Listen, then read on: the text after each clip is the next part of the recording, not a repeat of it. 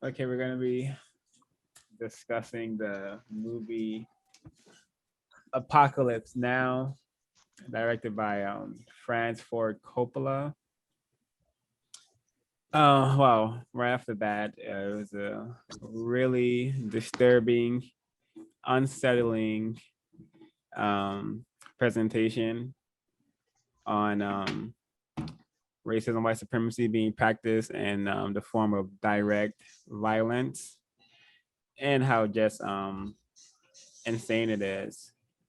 And also, the film is a really good example of how certain white people disagree how to practice racism, and they will go out and try to conquer and dominate their own way, which is what Colonel Kurtz was doing. He had literally conquered a small segment of Cambodia, it seems, and he had made himself a white supremacist god being worshipped by non-white people and other white people.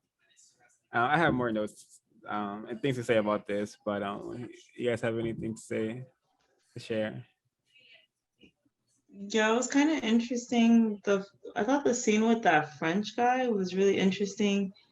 And now that listening to what you said makes me think that the French guy wanted what, like, I don't remember what Marlon Brando's character's name was, but the French woman that he sleeps with and the man that is like complaining about how he wishes things were like the past when France still had Vietnam as a colony. Kind of reminded me of what he kind of wants what Marlon Brando basically has at the end. And it's like the government is like the army is not trying to kill that guy. I don't know though. I didn't really like this movie, but also I'm starting to question if I like movies in general because always seem to feel just very unsatisfied with them lately. This is supposed to be like a really critically acclaimed movie, right? Yeah, it's very celebrated in white supremacist culture. Yeah, I don't understand like what the overall message of the movie was. It's like if you're in these kind of countries, no matter who you are as a white person, you're just always gonna end up becoming a white supremacist or something. Like I don't understand the end. Like he becomes just as evil as the guy or something. No, I just saw it as a more refined white supremacist going out to take a another to assassinate another white supremacist on behalf of white supremacy. I don't think he was practicing white supremacy in the form of chopping off heads and hanging dead bodies and on trees and stuff to I suspect kill the morale of the people. I believe that's how he was dominating people by like psychologically torturing them by chopping off heads and displaying them. I believe that these are ancient tactics of direct violence practiced by white supremacists. Um, did that answer your question? Um, yeah, I mean, my point of the question was more like when, like, this is made by a white person. I'm guessing an Italian white person. So I'm wondering, like, what is the message that he's trying to portray to other white people? Oh, Because I understand, like, the way that we see it, because, like, we've read and understand, like, racism and white supremacy, but I was trying to understand, like, what are white people supposed to see when they see this movie? I think it's really celebrated because it's just like war porn and just the scene with the French guy is definitely a message to white people that when he cracked the egg, that scene where the French guy cracks the egg and says like, the white goes but the yellow stays. because the French apparently were so hurt, who are also white people who practice racist white supremacy. They were also hurt that they got kicked out of Vietnam, lost Nigeria and other areas of the world. So he's just wanting the other white people to win so he could like, so because he literally said it doesn't even matter. I don't know if anyone else caught that, but I decoded that scene as him telling, he threw out a bunch of white labels, Italian, French, American, and he said, we're all white basically. That's how I decoded that scene. That makes sense. I'm sorry. I'm doing some reading on Heart of Darkness to see how it applies to this movie. And another reason why I think it's so celebrated because it just has so many wealthy moments. We have a definitely a prime example of how war is made into a like entertainment for white people. You have camera crews there, just acting like there's not people behind them being blown to bits, children being killed, you know, and you have a racist race soldier trying to go surf in the middle of a war. And he said, "Charlie, don't surf."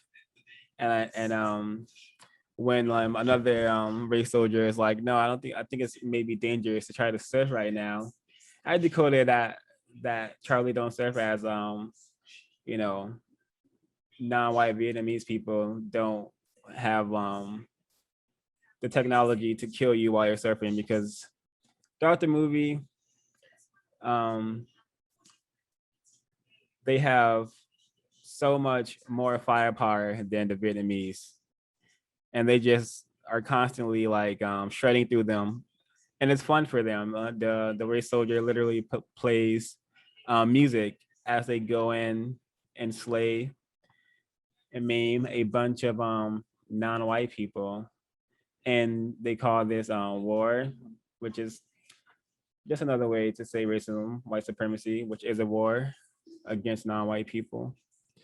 So a really, really disturbing look at the direct violence that race soldier, racist suspects practice against non-white people.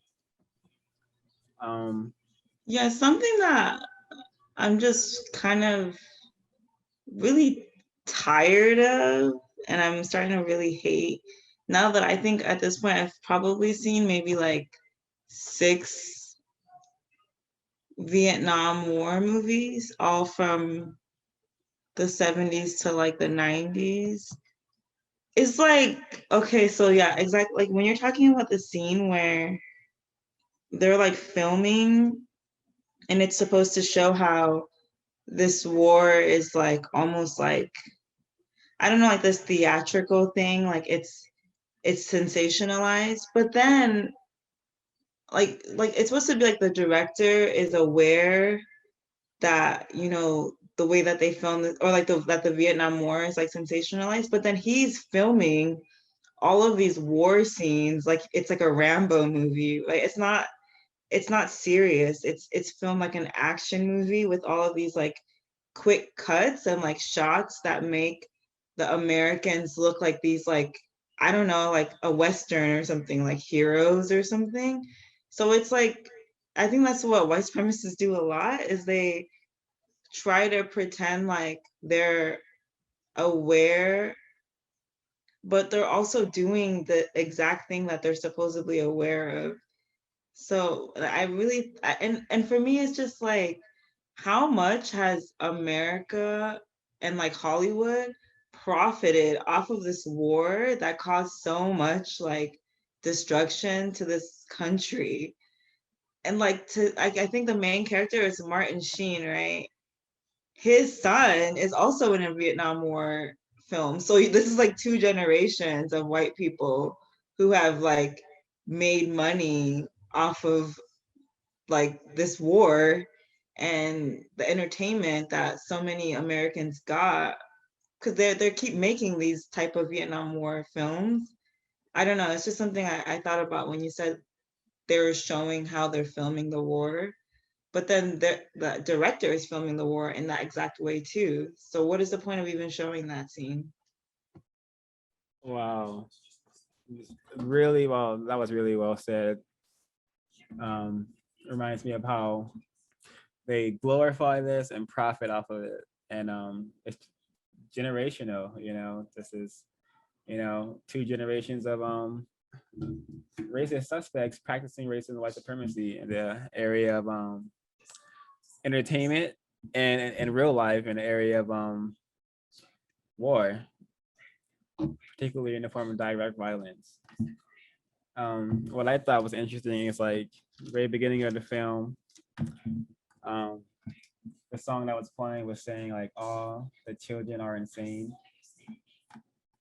which reminds me of how the system has trained um, non-white people to be insane, and also white people also must be insane to practice racism and white supremacy, or they are insane because they practice racism and white supremacy.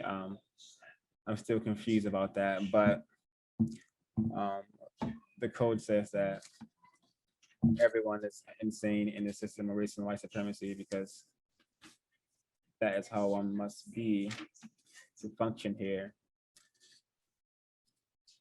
But the movie also full of black male misandry.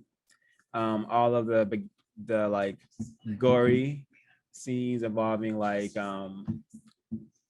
the white side, the so-called American side, are the like gruesome deaths where black people, the very beginning death, black male maimed, begging for help. Then they emasculate and effeminize one of the black males by having him wear his shirt. Like he had modified it and made it look like a really like some sort of just piece of clothing that one would not wear during a war. And he just looked really emasculated wearing that shirt. And he's they also the black characters, they don't get names. Their name Mr. Clean and Chief. And definitely an act of racism, not even giving a non-white person a name in the area of entertainment in the film. And all the black people in this movie make really, really poor decisions that um, get people killed, or they end up having to kill um, non-white people who are not practicing counter war. And they Yeah, have they kill the guy. What was his name? The younger black guy. He was the one who starts shooting, right? The civilians in that boat. yeah, Mr. Clean. Yeah, very interesting how they made them the ones who do the senseless violence. Very interesting. Yeah, and the the black male named Chief in the film dies by a spear, and then he says a spear, you know, after being in all these situations where he could have easily got killed. He does act racism, black male misandry. And Mr. Clean spent most of the movie dancing, and when he had to do his job, he couldn't even do his job. I don't remember Martin Sheen's character's name, but when he was trying to get the fuel at one of the resupply zones or whatever, Mr. Clean couldn't do it because he needed some information he didn't have because white people withhold constructed information. So he's not able to get the fuel. So Martin Sheen has to come and say, I'm white. Just give me what I need, and then the white guy does it. And he does have to use a little bit of white power, but he still gets the job done. And very telling, very telling. In the system of white supremacy, we can't even successfully prove that a white person is practicing racism or is a racist without another white person. So that's a good example of that. We can't really get a lot of things done without the help of white people because I they have, thought, oh, sorry, go ahead. yeah, because they have set that the system up that way. We literally need them to exist in the system. Yeah, you can go ahead. Oh, I was gonna say, I know the one part where I saw like there. I mean, there were a lot, but the Welsing moment that I saw the most prominent was when the women were performing. They were holding the guns, like they were like these huge. I don't know, kind of like I don't know, like assault rifle. I'm thinking. Obviously, like Dr. Welsing talks about like what the gun means under white supremacy. So I thought that scene was very interesting because it's when they start like holding the guns that like the men start going crazy or something, and the way that they were holding them too. I thought that was just really interesting. I observed that. I don't know if you guys saw it or noticed it. Yeah, I definitely noticed that Welsing moment with the guns. And I also noticed, and for those who would like to understand further and how the gun is so meaningful and such a powerful message in the system of white supremacy, that is you can find that information on chapter 8 in the ISIS papers by Dr. Frances Ford Coppola. And I saw another Welsing moment regarding the race soldier who wanted to go surf, who had the most power.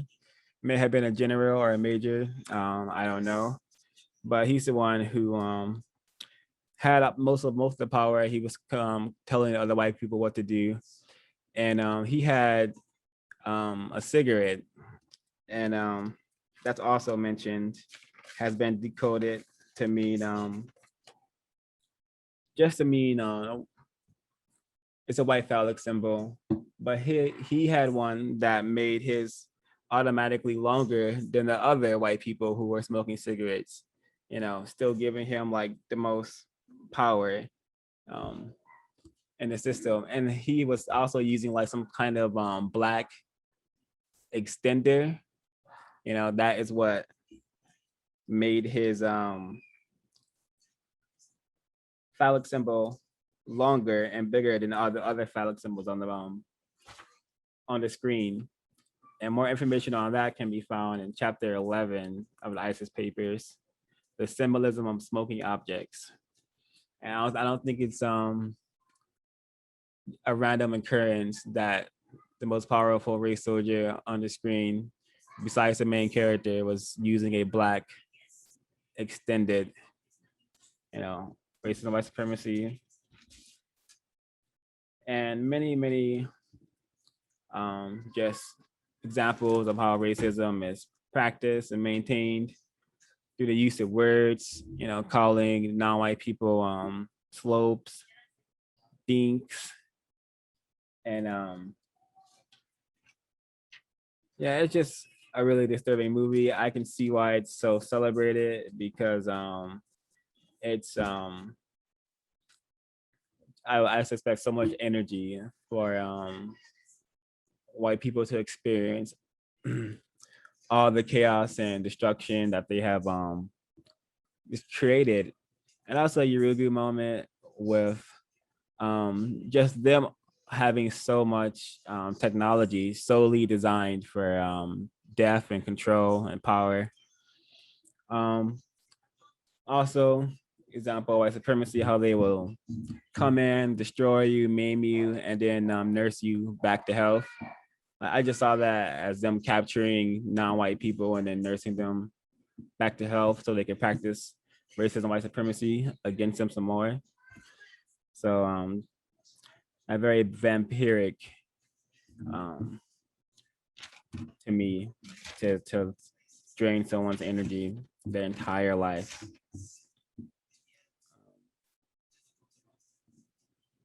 Yeah. Was there anything else anyone noticed? Um, I can't think of like specific things I noticed, but I still just don't understand the end and was wondering other people's thoughts on it. Like, I just found it just really disturbing that he killed the guy, and then the people who are supposed to be like those people are South Vietnamese soldiers, correct? I suspect some of them are PO prisoners of war, and I Oh, suspect, okay. yeah, yeah. And then they just like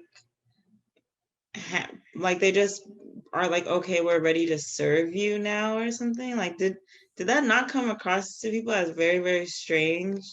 Like, I understand that they're supposed to be like it's some sort of cult or something, but it just really didn't make any sense to me. I mean, these are people on their own land. Why are they worshiping some white person they don't even know from a whole nother place, who they possibly don't even speak the same language as? I just thought that was really didn't even make sense to me. Maybe Mm. I wasn't paying attention enough, but the whole movie, I just don't understand why this movie was even made. Like, I really just don't like what was the point of this movie, and like what is it supposed to tell you? It was just seemed like a movie made just to show Vietnamese people suffering and to show American soldiers as like these complicated but ultimately like good. I don't know. I don't know. I'm just very confused. Um, yeah, a lot of anti-Asian racism, anti-Asian hate, as they are liking to call it recently. Yeah, I think it was made because they love how much suffering they created over there, and I decoded the ending in kind of two ways. I saw it as okay, their like so-called leader is dead, so they probably don't have to practice counter war under domination of a race soldier anymore. So now they're like so-called free to be dominated indirectly by racism and white supremacy. And I also saw his ability to go over there and just get all those people to worship him as a god. I see that as just an example of how race soldiers, racist suspects view themselves as actual gods that deserve to be worshipped. Reminded me what you said. Reminded me. Your question reminds me of Jim Jones. Didn't he get a lot of non-white people to worship him in some sort of way, to follow him as their leader, and they all ended up dead, and I'm sure they were subjected to a lot of incorrect treatment, mistreatment. So that's how I decoded the ending, and the Colonel Coates, him being okay to die. I saw that as him well, he's totally insane, like as well as Martin Sheen and everyone in the movie, because all of the acts were very, very insane that were committed by everyone in the movie. Um, so I saw him being okay to die. I lost my train of thought. It'll probably come back to me if it's worth saying. But yeah, do you now see why this movie can be it's so celebrated and everyone ranks it really high? Um, Yeah, I think it makes a lot of sense. I think the point you made about them kind of almost like thinking they're free, but really just now they're just free to be dominated under a different type of white supremacy is a really great point. It makes a lot of sense why this movie is really popular, and it makes sense why after this movie there's like a series of just like Rambo type movies, because this movie is not any different from those type of movies.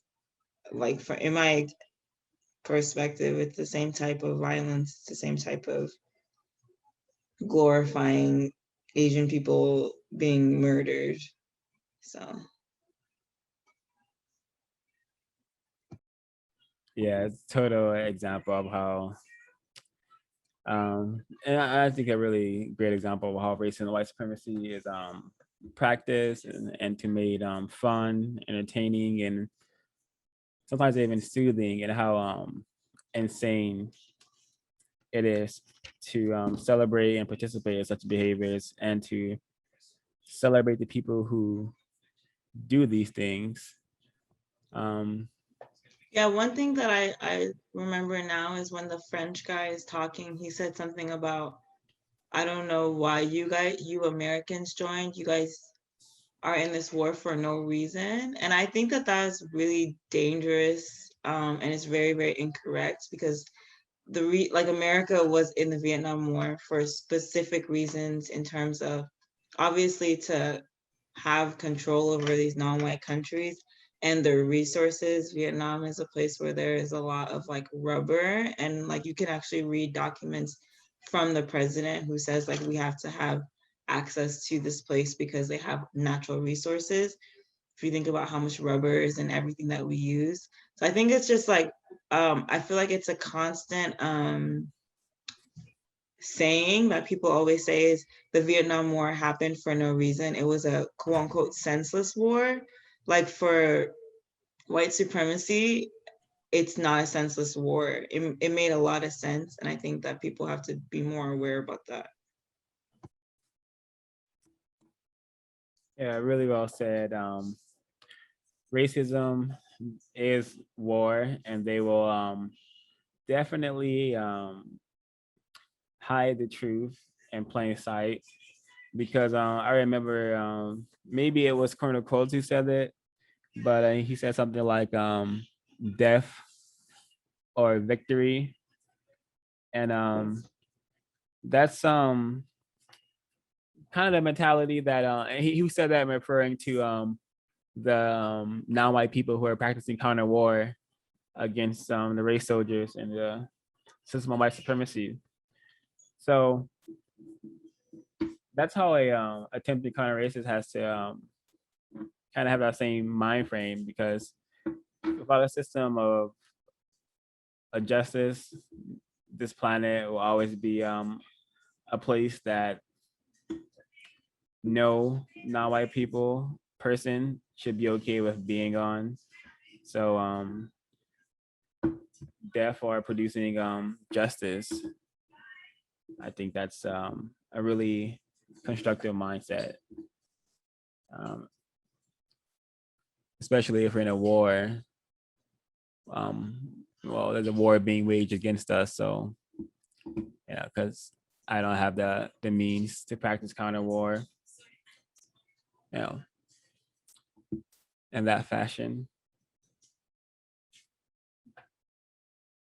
This is interesting. I'm reading a interview with the director.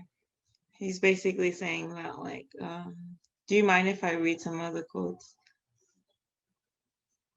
Of course not. Okay. He says, no one wants to make a pro-war film. Everyone wants to make an anti-war film. But an anti-war film, I always thought, should be like the Burmese harp, something filled with love and peace and tranquility and happiness. So he's just further sowing confusion in people's minds. It shouldn't have sequences of violence that inspire a lust for violence. Apocalypse Now has stirring scenes of helicopters attacking innocent people. That's not anti-war. And then the interview asks him, I ask him if he feels any guilt. And the director says, no, I don't feel guilty because I know my role in the whole process. It's very interesting. He knows his role in white supremacy. Very telling and interesting. Thanks for sharing that. Uh, um, I remember the scene where there's a a white person practicing the religion of white supremacy by blessing the soldiers and their guns before they went out and attacked the village and killed innocent people and listened to opera while doing it and talking about surfing while doing it, you know. And I don't know, I've never been in Vietnam, so I don't know how authentic this is, but I wouldn't be surprised. And yeah, lots of blackmail, misandry, and mistreatment for many racist suspects to enjoy and recommend to their friends and associates and family members. But I wouldn't recommend this movie for non-white persons. Really disturbing, really incorrect. But if you want to see how racism is practiced, if you want to see how some white people will choose to practice racism in a different way and still be quite successful at it because they have non-white people so confused and helping them unwillingly, of course, but the system is a really powerful force. And we have two like white god figures, Martin Sheen and Corner Colts. Because he like liberates the people from the war in a sense, are from at least a different white supremacist domination. Yeah, and also Lance, the character Lance, is just a really clear example of just white power in the sense that you don't really even have to like be serious to survive the race war or practice racism. You know, he's in the war, taking acid, tripping out, joining quote unquote cult, and survives everything. You know, all the black people die first and immediately in gruesome ways that we have to see. But he joins some sort of cult, and then he still survives the movie. Gets saved by Martin Sheen. In system white supremacy, to practice racism, you really, it's not that hard, and he just literally just breezed through a war, and I just that's really symbolic of how a typical race soldier, a typical race suspect can just, you know, breeze through the system, do hella crimes, do very little time, and still go out to like be so-called successful. But that's how the system is set up, and I think that Lance's character is really symbolic of that reality.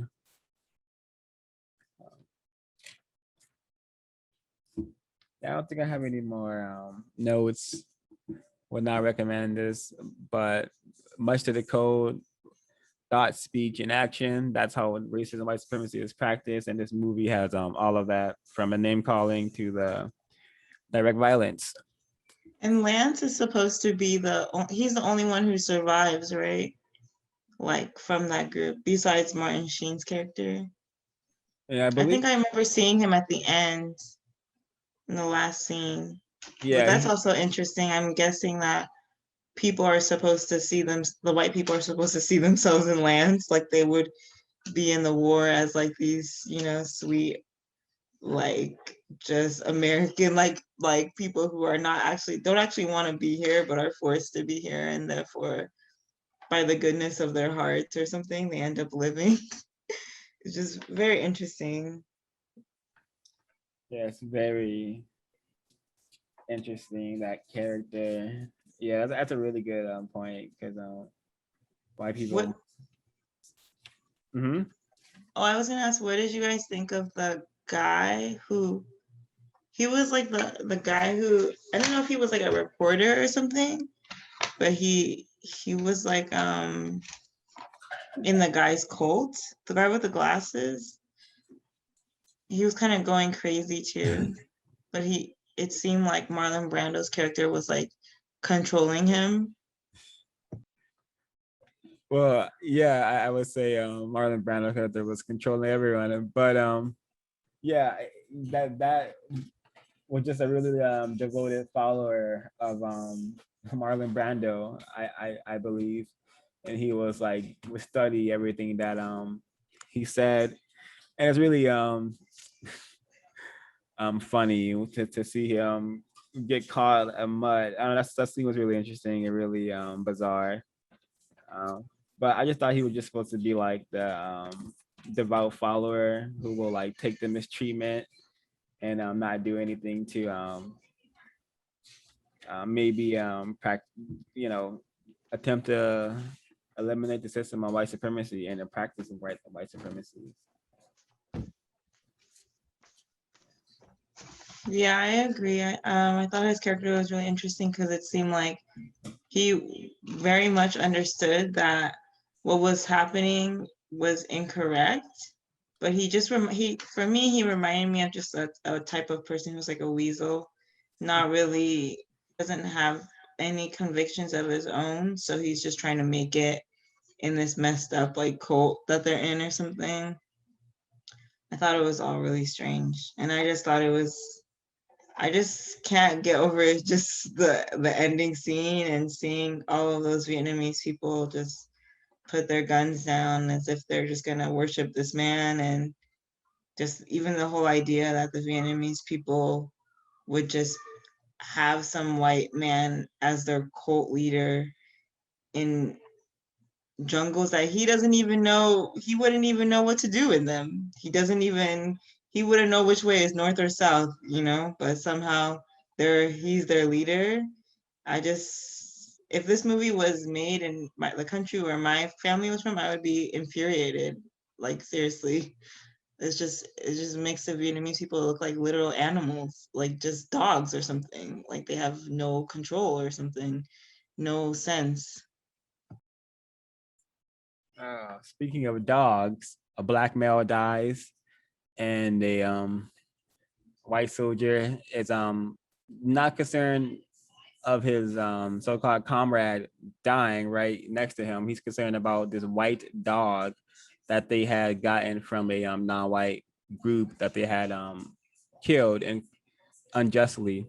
So black male misandry insists on white supremacy, animals, things, anything is more valuable than a non-white person, which explains how they could practice direct violence. They had to convince themselves that non-white people are some sort of creatures that deserve to be slain, napalmed, nuked, um, ran over by tanks, and they really make it fun because they had like tech decked out war machines that were plowing down homes, you know, from poor white, poor non-white people homes, and really incorrect system of white supremacy. I think just the area 9, how direct violence is practiced, should be enough reason for any correct thinking person to want to produce a system of justice where no one is allowed to be mistreated and the person who needs the most help receives constructive help. I think that would be a much better system than what we currently have, where direct violence is being practiced at this scale and being refined every day with new war machines. And they had jets doing airstrikes. I didn't even know they had that those kind of jets in Vietnam. And it just totally outpowered the non-white people who unfortunately probably could only get their guns from other white people. But that's what total domination looks like, I believe. Yeah, they talked about how the Vietnamese were like getting a lot of their weaponry and stuff from Russia and China, even though he was like mad. He was like, how could they get their weapons from Russia and China? They're supposed to hate China. And it's like as if you guys don't do the same type of stuff all the time, but somehow the Vietnamese people are supposed to have morals that you guys don't even have. Just I found that to be very interesting.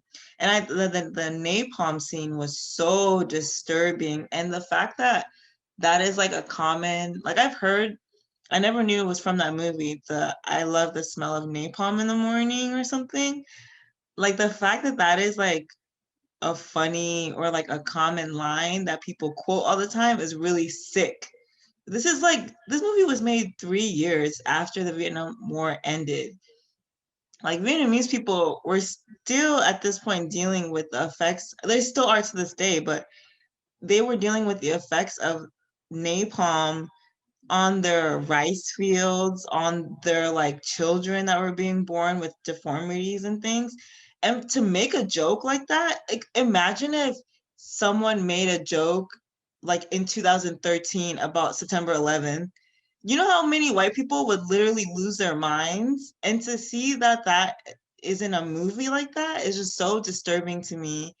And and that's what I don't like about these movies, especially about Vietnam War, is they teeter the line. Like people who watch them are supposed to be like, oh, this see how it shows the horror of the war. And I'm like, does it really? Because for me, it's just showing like all of this war as if it's just a fun action movie. Like if they really wanted to show it, they could, you know, but the way they film it with the cutscenes and the like heroic music, it's just like it's just really it's just yeah, it's just really interesting. Agreed. Very, very well said. Definitely, and that's really interesting because the characters are talking about this the horror. Colonel Coast is talking about the horrors when he's been spending his entire life committing horror because he's been in the military his whole life, according to the movie. So he spends his entire life practicing racism in the form of direct violence, possibly, and just the hypocrisy of racism and white supremacy, and also a Yuruga moment of how in the system of white supremacy, European behavior, they dictate like what is morale, because we are all objects. We don't have any say because we're objects, and it's morale for them to need to control certain areas of the world for their survival and their expansion, and their Achilles needs to consistently grow and expand because that's the energy source we're dealing with. Ever some sort of force apparently that cannot stop practicing racism and white supremacy. I think the evidence shows they haven't been able to stop thus far. Yeah, this is kind of off topic and I don't want to like go too long, but it reminds me almost of like you know, you guys remember that whole controversy over like the movie Cuties? It reminds me of that where it's like the person was making this movie that's supposed to talk about how young girls are being hypersexualized, so it's showing scenes of them being hypersexualized, further hypersexualizing them. And this is what this movie reminds me of. It's like it's showing this violence. It's not it, and it's like doing it in a way that is still like making the violence look like fun or something. So, but yeah. Yeah, they have to keep it in the white supremacist mindset that killing is fun. We celebrate it, we glorify it. You get a ton of medals, ton of celebrations, acclaim, and appraisal for practicing direct violence, killing people, raping people, using the Yurugu's new death weapons, um, because the Yurugu is a creature that can only produce things that cause disorder and chaos. There's no creation and destruction, which is why everything they have advanced on and they call it technology is only things that destroy and kill. But I may be incorrect in my understanding of the Yurugu or white people racist suspects, but I think the evidence may show that death weapons do not create anything. Would not recommend this movie if you're trying to have a pleasant time this is just something to be studied, and yeah, I got definitely makes me more interested in the Vietnamese ideology that was going around at the time, because Colonel Coates said that they only needed rice and I forgot what it was, but it was basically the bare minimums to practice counter war, and they were very determined to practice counter war, and they yeah, they fended off the white supremacists. America so-called lost the Vietnam War. So something to be studied, and maybe a good reason to study the actual atrocities of the Vietnam War, and to maybe hopefully get serious or start to um, figure out ways to produce justice or get on code. Yeah, that's it for me. I'm gonna close it out. High production madness. I'm actually a huge fan of The Godfather, so I thought I was gonna like this movie. But I didn't like it at all. Also didn't feel like it needed to be as long as it was, because I really didn't gain anything from the first like hour of the movie. And that's it. It's just the way that America has fought this war that really just like killed 1 to 2 million Vietnamese people, and Hollywood still gets to just make huge profits from it to this day. I just find it very interesting, and that's it. Wow, terroristic and very tragic and incorrect. Wow, I didn't even know the number was that high, but then I'm reminded about the so-called genocides and population tailoring white people have done against non-white people. So I shouldn't be surprised. Um, Hi, white supremacy being practiced in area economics for sure. If they're profiting off non-white suffering, which is traditional in this system.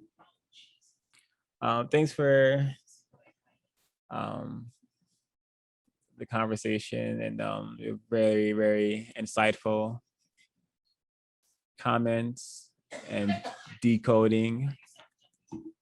Um, yeah, I'm gonna wrap it up there. Making of the movie. Yeah, I found that interesting. Very Yeah. interesting. Thanks for reading that. that helped me. It's Yeah, just yeah, I really agree with what you said, Ms. Williams. This movie should be banned because it's just like trauma porn. You know, it's just, and I'm also I'm reminded of the scenes, the many scenes where it shows like the after like the white people have gone in there and like conquered there and dominated them and mistreated them by practicing direct violence and killing them. Like they always show a scene of like the American soldiers with like the children and the women, and that's what race white supremacy does. It dominates. It literally destroys the destroys everybody, but targets the males. And also in those scenes, the males were often sitting and always like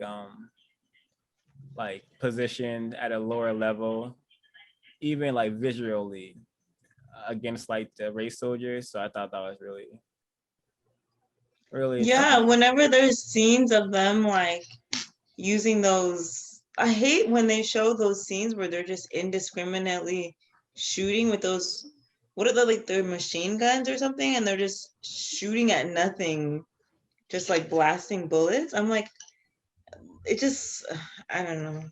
It's just so nonsense to me. It's nonsense. Yeah, I would say it's definitely insanity.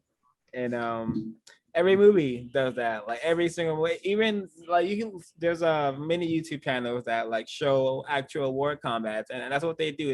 They'll see like some small figure or something, and they'll just let out a hell of bullets, in that direction. So like that's what race soldiers are trying to do. Even race soldiers who are often called incorrectly police, law enforcement. Whenever they kill a most times when they kill a non-white person, they shoot like that, like dozens of times, and I'm like, oh, so that's just how they're trained. That's just how the system has trained them to practice racism, or that's just how they choose to practice racism.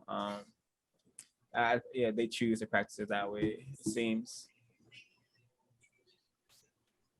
Do you guys feel like, can you take yourself out of the movie and just watch it as a movie? Do you think that you could enjoy it? No, I think if you are less confused about racism, you really can't gain much from these movies, besides examples of how the racial white supremacy is practiced, and like a reminder of how brutal and incorrect the system is. So I can never watch it and enjoy it, and because there's just so much black death, non-white death, and like I can watch Full Metal Jacket and like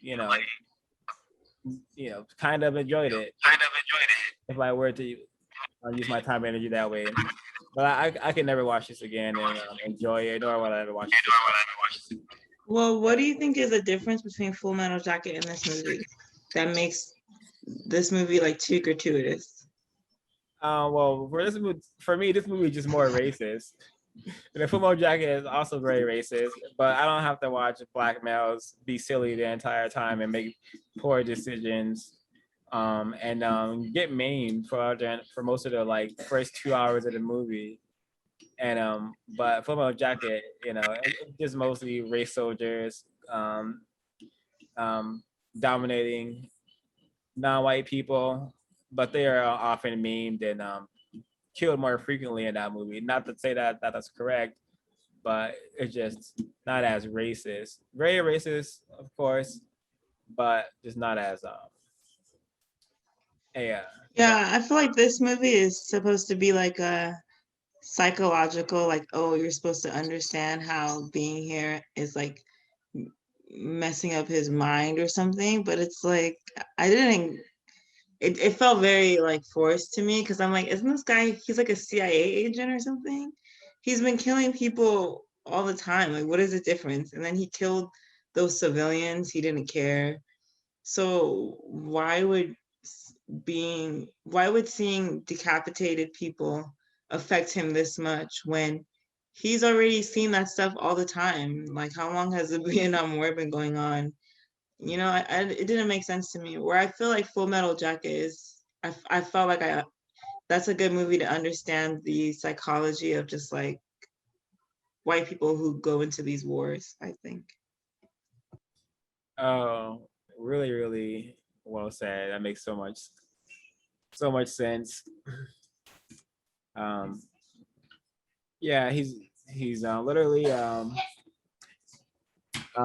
race soldier, you know, there to practice direct violence, and so was the person he was sought off to eliminate. So he's just has chosen to practice racial white supremacy. Okay, I have a question. Huh? I think that guy's name was Lance, the head guy. Well, he said, I'm on a mission. What was his mission? Oh no, Lance was the surfer guy who Oh, okay. took acid. I don't remember the main guy's name, but the character is Martin Sheen. His mission was to kill.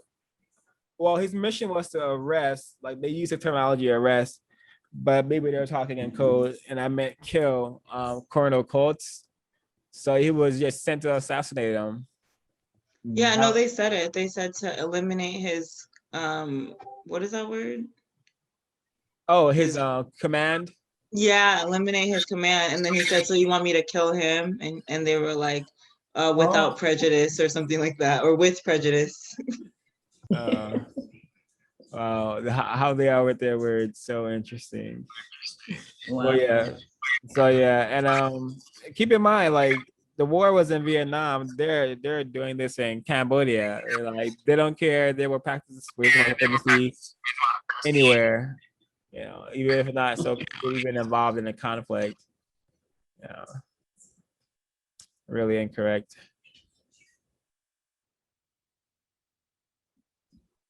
Another thing that came to mind was how the black males, all of their bodies were either just buried in like an unmarked grave in the jungle or let to are left in some lake.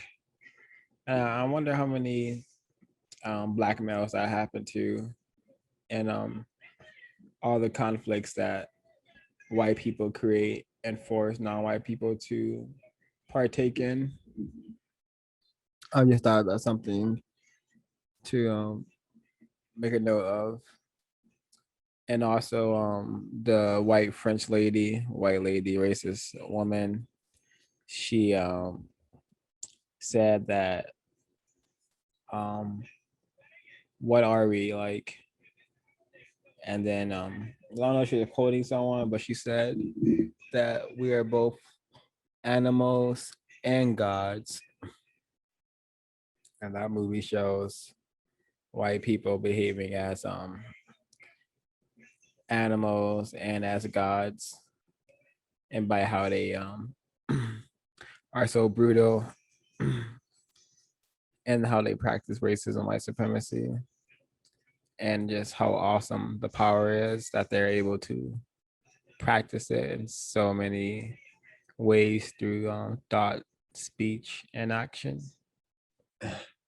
And to attempt to decode the title of the film, Apocalypse Now, this word has various definitions.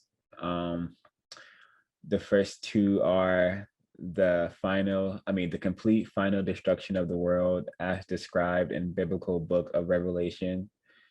The bells ringing is supposed to usher in the apocalypse, especially in the Vulgate Bible, the book of Revelation.